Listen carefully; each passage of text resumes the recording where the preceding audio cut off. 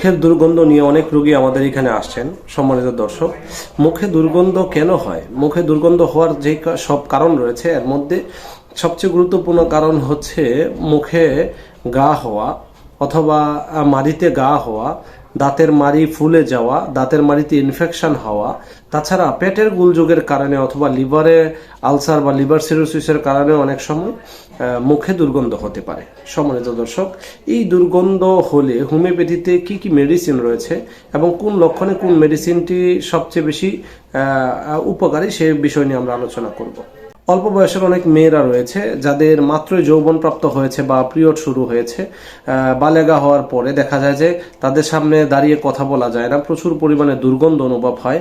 ওই রকম যৌবন আগমন হওয়ার ফলে বা মাত্র পিরিয়ড শুরু হওয়ার বা 2-1 মাস হয়েছে পিরিয়ড শুরু হয়েছে, এরকম লক্ষণ যদি কোনো মেয়ের মধ্যে থাকে, তাহলে ওই ধরনের মেয়েদের যদি মুখে দুর্গন্ধ থাকে, তাহলে অরাম মেটালিকাম ওষুধটি অত্যন্ত কার্যকরী একটি হোমিওপ্যাথিক মেডিসিন।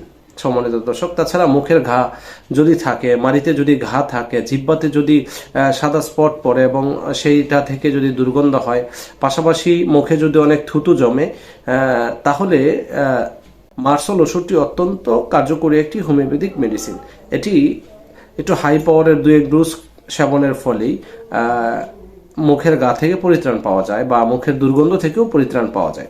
সম্মানিত দর্শক, যদি মাড়িতে ঘা থাকে এবং মাড়িতে যদি ব্যথা অনুভব হয় এবং দুর্গন্ধ থাকে, সেই ক্ষেত্রে অ্যাসিড নাইট ওষুধটি অত্যন্ত কার্যকরী একটি হোমিওপ্যাথিক ওষুধ। তাছাড়া আরও কিছু ওষুধ রয়েছে, হ্যাকলা লেবা ওষুধ রয়েছে। তাছাড়া নাক্স বম, যদি লিভারজনিত কোনো কারণে প্রবলেম হয়ে থাকে, সেই লিভারজনিত কারণে যদি মুখে দুর্গন্ধ হয়, সেক্ষেত্রে নাক্স বমিক ওষুধটিও কার্যকরী।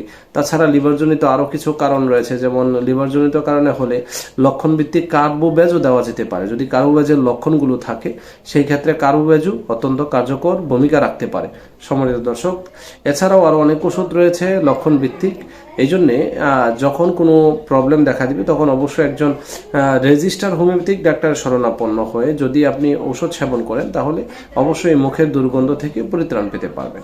সম্মানিত দর্শক, আজ এ পর্যন্তই। দেখা হচ্ছে অন্য কোনো সময় অন্য কোনো ভিডিওতে। সে পর্যন্ত ভালো থাকুন, সুস্থ থাকুন। আসসালামু আলাইকুম।